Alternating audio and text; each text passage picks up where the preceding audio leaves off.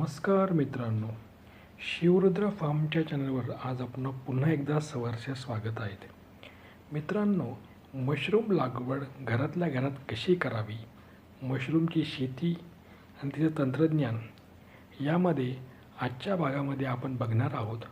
निर्जंतुक केलेले जे काड आहेत, आपण त्यांचे बेड कशा पद्धतीने भरावे, त्याचबरोबर आपले जे बेड आहेत तिची उगवणी कशी करायची. तर मित्रांनो, हा संपूर्ण व्हिडिओ तुम्ही शेवटपर्यंत बघा. आमच्या चॅनलला जो यूट्यूब चॅनल आहे त्याला सबस्क्राईब करायला, शेअर करायला आणि आपल्या सर्व मित्रपरिवारांपर्यंत फॉरवर्ड करायला विसरू नका.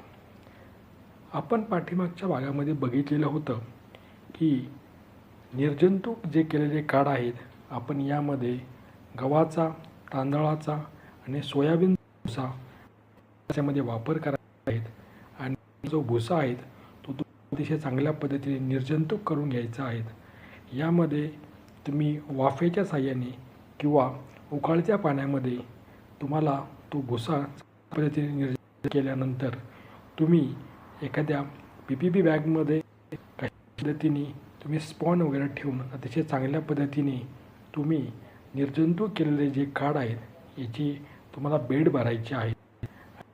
हे बेड भरल्यानंतर अतिशय चांगलं प्रकारचं तापमान, आर्द्रता या गोष्टी जर तुम्ही चांगल्या पद्धतीने जर मेंटेन केल्या तर तुम्हाला चांगल्या प्रतीचा मशरूम मिळू शकतो.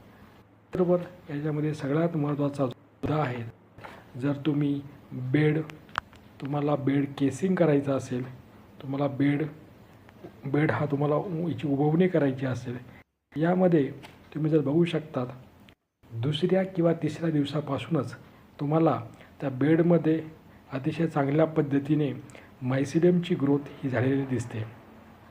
ही ग्रोथ होण्यासाठी तुम्हाला 15, 16, 17, 18 दिवसांचा लागू शकतो.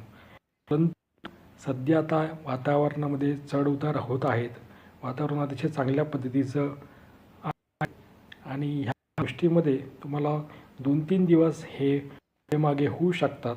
तर अशा पद्धतीमध्ये मायसिलियमची ग्रोथ ही कितीशे चांगल्या पद्धतीने झालेली आहेत.